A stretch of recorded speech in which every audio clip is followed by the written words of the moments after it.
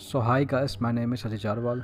And today आज के इस वीडियो में हम एक ऐसे केस के बारे में बात करेंगे जो कि सन 2001 में घटा था। जो किसी केसी नाम की जूनियर स्कूल में पढ़ने वाली सिर्फ 12 साल की लड़की के साथ क्या हादसा हुआ है, जो कि देखते ही देखते इंटरनेट की दुनिया के अंदर इस तरह खो गई थी कि आज वो लड़की ही पिछले 23 सालों से पता नहीं कहाँ गायब हो चुकी है। तो आइए बिना टाइम वेस्ट किए चलते हैं सीधा केस की तरफ।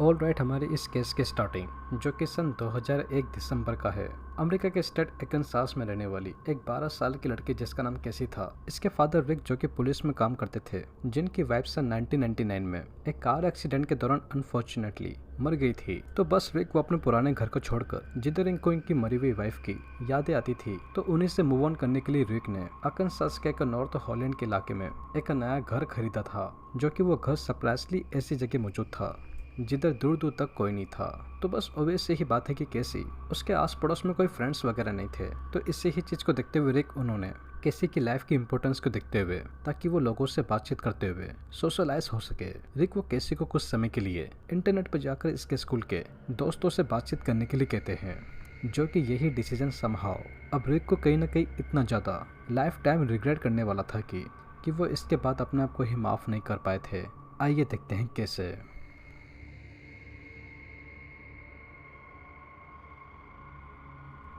तो बस कैसी वो अपने डैड के कहने पर कुछ सोशल साइट्स पे फाइनली अपना अकाउंट बना लेती है, जिधर देखते ही देखते 1-2 घंटे के अंदर ही कैसी की अपने स्कूल के फ्रेंड समांथा एंड जेसिका को ऐड तो करती हैं, जो कि आज भी जिंदा है। एंड साथ के साथ उसको अचानक से आउट ऑफ नोवेयर किसी डेव नाम के लड़के की रिक्वेस्ट भी आती है, जो कि 17 साल का सैन डियागो में रहता था, जो जाहिर से ही बात थी कि कैसी के स्कूल में नहीं पढ़ता था। तो बस कैसी वो उसे डेव नाम के लड़के को देख अंदर से इतनी ज़्यादा उसकी सर्फिंग वाली फ़ोटो को देख एक्साइटेड हो गई थी कि वो तुरंत ही उसको ऐड कर लेती है। तो उसको ऐड करते ही कैसी वो अपने फ्रेंड्स समांथा एंड जेसिका को डेव के बारे में बताती है कि वो कितना कूल था एंड सर्फिंग वगैरह करता था एंड इवन सैन डियागो में रहता था। तो समांथा एंड जेसिका भी डेव की फ़ोटो वगैरह एंड उसके प्रोफाइल को देखकर काफ़ी ज़्यादा इंप्रेस हो गई थी एंड वो दोनों ही कैसी को उससे बात करने के लिए कहती है। तो बस अब जाहिर से ही बात ही होना क्या था, केसी एंड डेव की डे बाय डे इतनी ज़्यादा बातें होने लगी थी कि वो उसको अपना बेस्ट फ्रेंड बना लेती है। एंड इवन ये दोनों, जैसा कि मैंने आप सभी को बताया, साथ में इतनी ज़्यादा चैटिंग करने लग गई थी कि डेव एंड केसी के काफ़ी क्लोज आ चुके थे। तो हाउएवर वीकेंड वाले दिन जहाँ पर रिक की ड्यूटी का ऑफ था एंड बस घर की कुछ सफाई वगैरह ही कर रहे थे, तो पास में ही बैठी हुई केसी ये अपने डैड को डेव के बारे में बताती है कि कैसे वो उससे ऑनलाइन मिली थी एंड वो सैन डियागो में रहता था एंड इसी ही वीकेंड यानी कि कल वो अपना 18वां बर्थडे सेलिब्रेट करने वाला था। तो तभी ही पास में ही खड़े हुए रिक व केसी की जैसे ही डेव के 18वां बर्थडे के बारे में सुनते हैं, वो तुरंत ही उसको उससे बात करने से मना कर देते हैं, क्योंकि जैसा कि हम सभी ने एपिसोड की स्टार्टिंग में देखा कि केसी अभी बस 12 साल की ही थी एंड डेव वो उससे तकरीबन 5-6 साल बड़ा था। तो बस एग्जैक्टली यही चीज़ रिक को पसंद नहीं आती है, क्योंकि वो चाहते थे कि केसी वो अपने सेम एज वाले दोस्तों के साथ फ्रेंडशिप करे, न कि अपनी उम्र से बड़े लोगों के साथ। तो हाउएवर केसी जिसको ना चाहते हुए भी अपने डैड का कहना मानना पड़ता है एंड वो डेव को हमेशा के लिए अपनी फ्रेंड लिस्ट से हटा देती है। बट बात अभी यहाँ पर ही ख़त्म नहीं होती, क्योंकि चीज़ें वो यहाँ से और ज़्यादा वर्स्ट होने वाली थी, जो प्रोबेबली आपने एक्सपेक्ट नहीं की होगी। तो बस डेव को फ्रेंड लिस्ट से हटाते ही उसके 1-2 दिन के अंदर ही केसी को अब किसी स्कॉट नाम के लड़के की फ्रेंड रिक्वेस्ट इसको आती है, जो कि जॉर्जिया में रहता था एंड बस 14 साल का ही था, जो कि काइंड ऑफ कैसी वो उससे दोस्ती कर सकती थी क्योंकि वो उसकी उम्र के ही आसपास का था। तो बस कैसी वो बिना कुछ सोचे समझे स्कॉट से सेम डेव की तरह ही उससे बातें करने लग जाती है,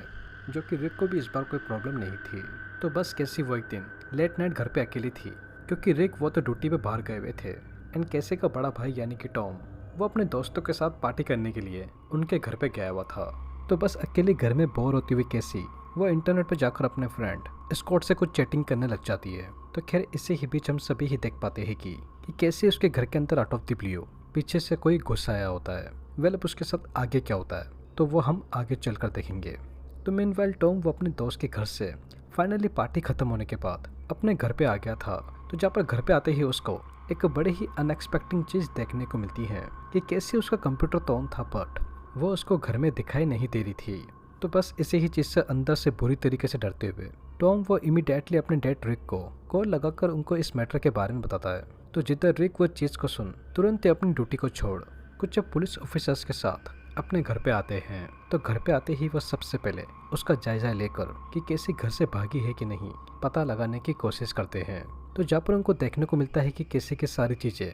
जैसे कि उसके जूते, चश्मे और बाकी कपड़े सब घर के अंदर ही थे, जो कि क्लियरली ये इंडिकेट कर रहा था कि कैसी वो अपने आप तो कहीं नहीं भागी है। बट अब यहाँ पर चौंका देने वाली बात ये थी कि रिक को घर के बाहर एंड घर के अंदर बहुत ढूंढने पर कहीं पर भी कैसी वो नहीं मिलती, जो कि सही में काफ़ी चौंका देने वाली बात थी। क्योंकि अब देखते ही देखते कैसी का ये डिसअपेरेंस वाला इंसिडेंट इतना ज़्यादा बड़ा हो गया था